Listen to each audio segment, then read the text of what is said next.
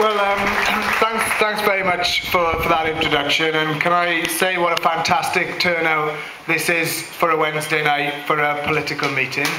We're going to need lots more of these meetings in the period ahead, and I apologise for leaving, but I've got to get back to London and on to Cardiff for meetings tomorrow. And I've been up in Manchester today talking to PCS members in the court service and in the DWP, talking in fact about the ballot and the strike action that we're asking members to vote for. And I want to say something about that, because I think it is the key next stage.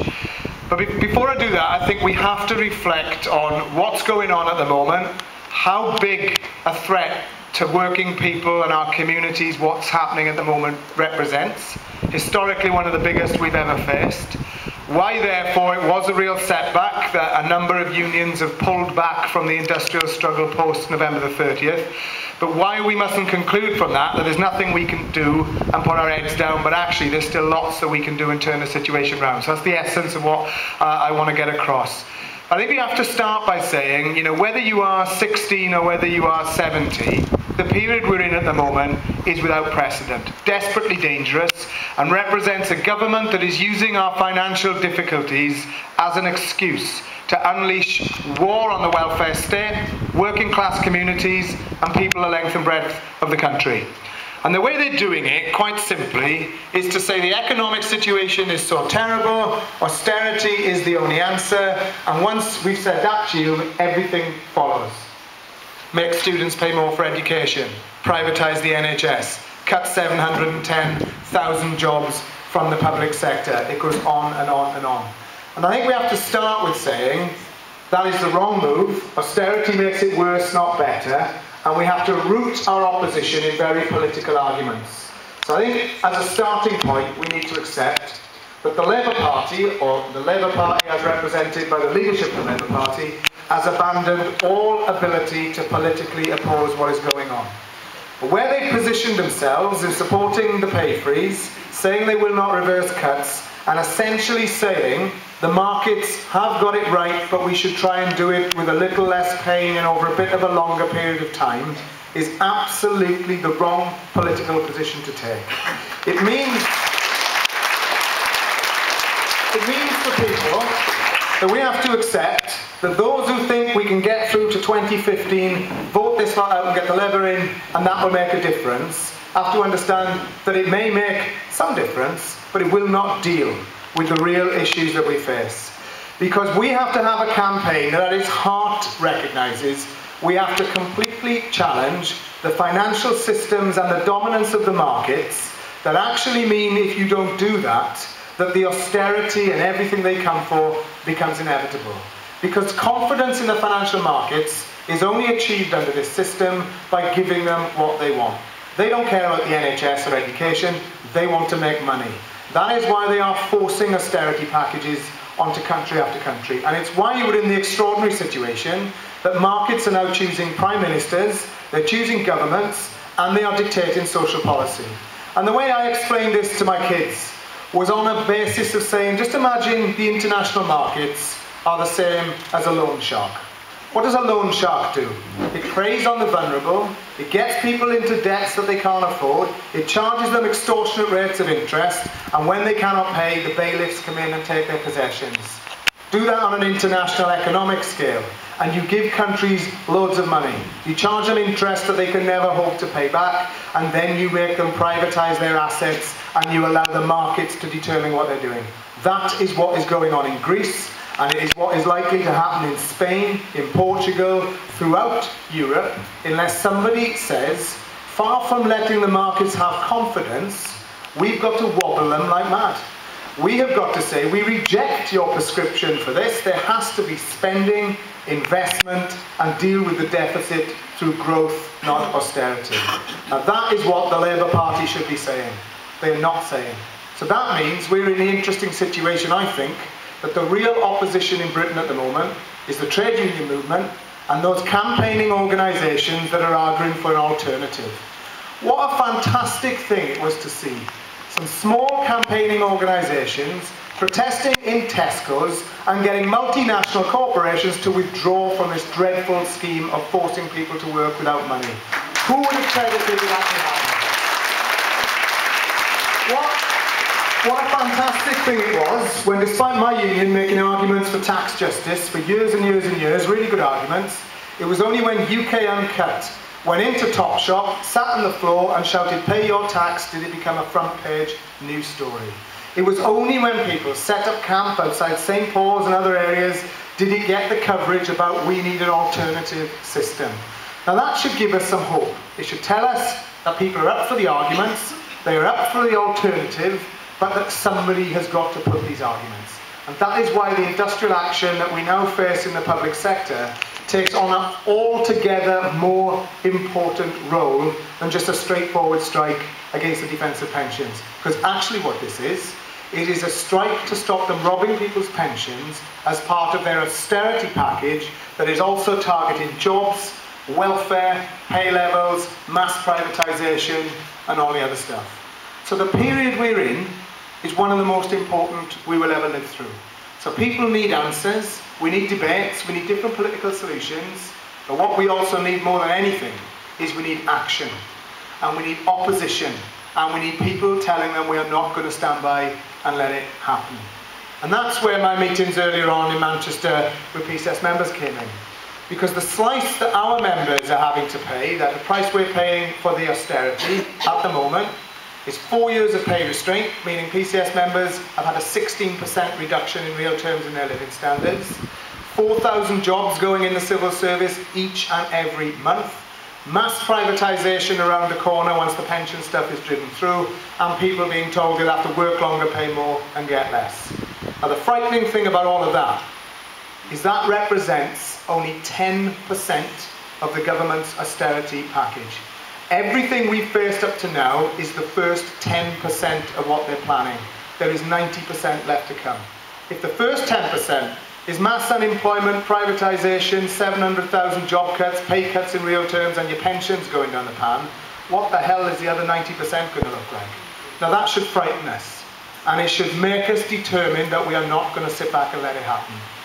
Therefore, what we saw on the 30th of November, in my opinion, was one of the greatest days for the trade union movement and those who want to fight back that we have seen in generations. 29 unions, 2 million public sector workers, joined by pensioners, welfare campaigners, people from the private sector, marching in cities like Manchester, getting applauded in by ordinary members of the public who actually took heart that somebody was standing up and saying no.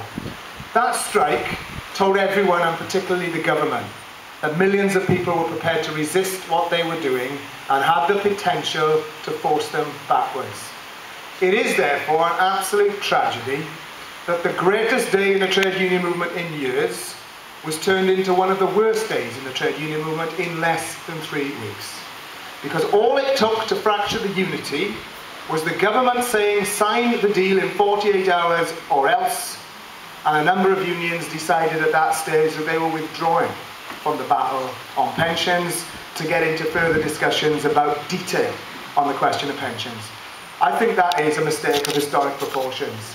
And I tell you what I fail to understand, is that would be bad enough if we had a Labour government in and unions were calculating they didn't want to cause too much embarrassment for the Labour Party. But when we are in a period like now, to do any tacky deal that takes the resistance away from the government at the time they're doing what they're doing, in my view, is disgraceful. And that is the situation that we have had to face in the last few weeks. It has meant that instead of being able to call a follow-up strike within weeks of the 30th of November, which is what PCS proposed at the TUC, we were left trying to reform a coalition of unions who were still prepared to fight on and try and make common ground with others. It was a real setback. No point in pretending that it wasn't. It was a real setback. And no wonder the government laughed at the press conference and said this proves that strikes don't work and we've got every single thing we wanted without any extra money being put on the table. They were humiliating and rubbing people's noses in the fact that after that magnificent strike, people had pulled back so quickly. Now, comrades, that means when we're faced with things like this, so we have a choice. We can either feel sorry for ourselves, decide, well, we did our bit, there's nothing much can be done, and just hope for the best. Or we can say, we'll deal with the thing, where we are, what faces us, and we're going to try and rebuild a campaign. And that's what I'm glad to say a dozen unions are doing. supported by campaigning organisations and people of length and breadth of the country.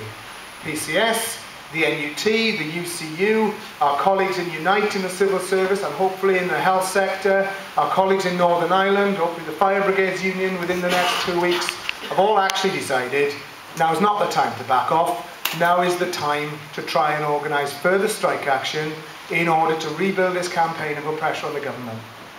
And that's the position we're in now. And that is why unions like ours are balloting our members, having very honest conversations with them, explaining that we'd rather not be where we are, we'd rather all the unions be in a room, but also explaining that if we give up, if we stop, not only do our pensions go, but everything will inevitably follow by a government who thinks that we have given up and that they have free range to do far worse things even than they are proposing. It is why the defence of our pensions is actually one part of a real campaign to stop austerity, to stop working class communities and working class people paying the most appalling price that we will have to live with for decades to come. So we're having that discussion with our members, and we are hoping our members vote in massive numbers to vote for the action. What I wanted to finish saying here is, though, that nobody should assume that these ballots are a walkover, because none of the unions have ever lost ballots before, that we're going to walk it with massive majorities. These are difficult conversations to have. People want to know where's Unison, where's the GMB.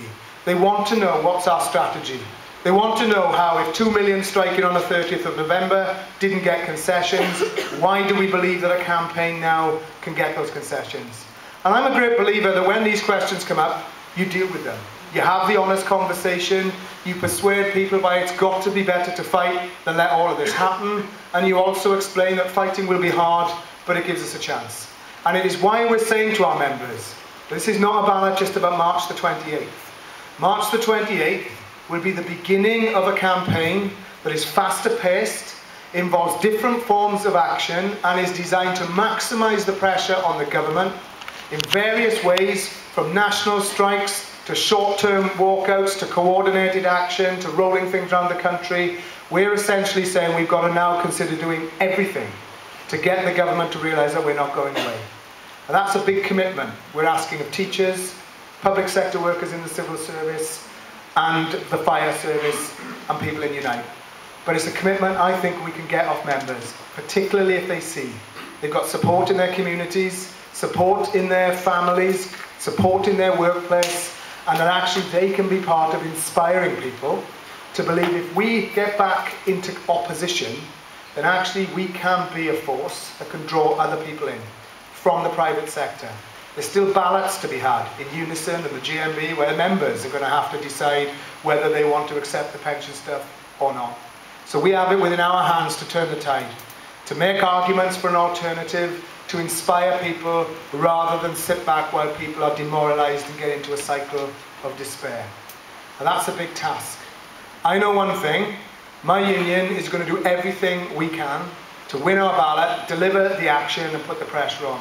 But we're also clear that we want as much support as we can get for the unions on the top table. We want the campaigns to continue. We want more people taking direct action to expose workfare and dreadful things happening in welfare, challenging academies in schools and everything else. And we want to ultimately build a movement that says, together we're stronger, we can fundamentally challenge and stop the things that they are doing, but that isn't easy. But it is always best to try than regret it for the rest of your lives. And that is why we're doing what we're doing. That is why this meeting in Manchester is so well timed. And that's why our message has to be, we know what they're doing, we know the price we will pay for years, we're not letting it happen, and we will fight like never before to defend our jobs and communities and turn this situation around. Thanks very much.